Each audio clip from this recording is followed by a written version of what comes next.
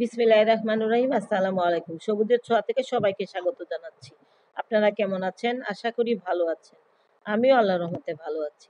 আজকে আমি আপনাদের সামনে যে ভিডিওটা নিয়ে এসেছি সেগুলো হলো আমার ছাদ বাগানে যে পাতাবাহারগুলো আছে সেইগুলো সম্পর্কে আজকে আলোচনা করব।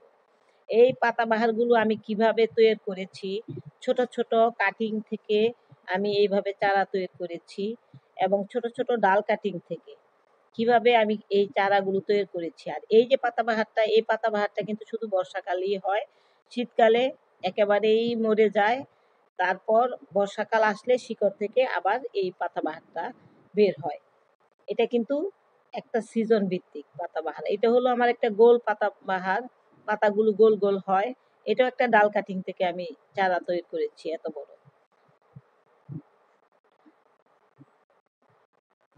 তারপর এই যে আরেকটা পাতাবাহার, এটা আমি রাঙ্গামাটি থেকে এনেছিলাম। মানে রাঙ্গামাটি ঠিক না, কুমিল্লা থেকে এনেছিলাম ডাল কাটিং। তারপরে এটা থেকে অসংখ্য চারা তৈরি করেছি। আর এটা একটা পাতাবাহার, এটা আমি আমার দেশ থেকে এনেছিলাম। এটা অনেক বড় বড় গাছ আছে, অনেকগুলো চারা তৈরি করেছি।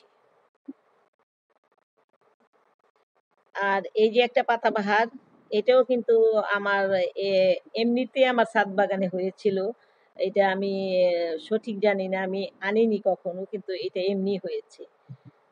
আর এটা একটা ডাল কাটিং আমি আমাদের দেশ থেকে এনেছিলাম, সেটা থেকে অসংখ্য চারা তৈরি করেছি পাতাবাহার। আমার কাছে অনেকগুলো ভ্যারাইটির পাতাবাহার আছে, এগুলি সবই আমার ডাল কাটিং থেকে কালেকশন করা। এই যে আরেকটা পাতাবাহার, এটাও ডাল কাটিং থেকে কালেকশন করা।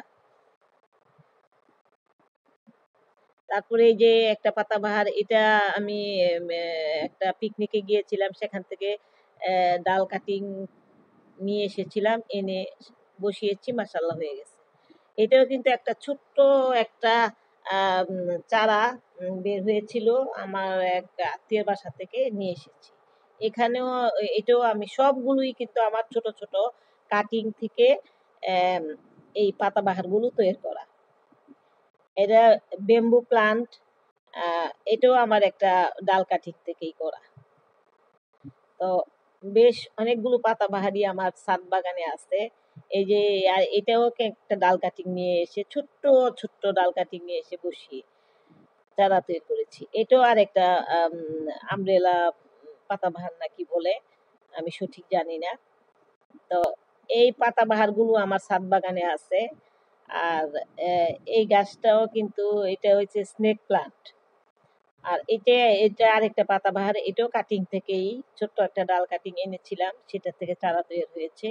আর এই গাছটার নাম আমার মনে নাই, এটাও একটা ছোট্ট এতটুকু জিনিস আমি একজনের কাছ থেকে নিয়ে এসেছিলাম, এটা থেকে এতটুকু হয়েছে। তো আমার ভ্যারাইটি কালারের কতগুলো পাতাবাহার আপনাদেরকে দেখালাম, আশা করি আপনাদের ভালো লাগবে। আপনারা এইভাবে জোগাড় করেন, এগুলো কিন্তু আমার কেনা না, এগুলি বিভিন্ন জায়গা থেকে কালেকশন করে আমি এগুলো জোগাড় করে আমার বাগানে এনে চারা তৈরি করেছি।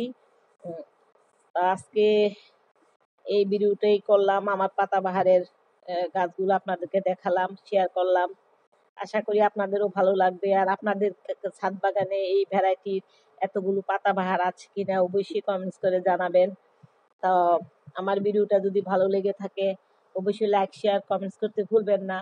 এবং যারা ফেসবুক থেকে দেখছেন তারা আমাকে ফলো দিবেন।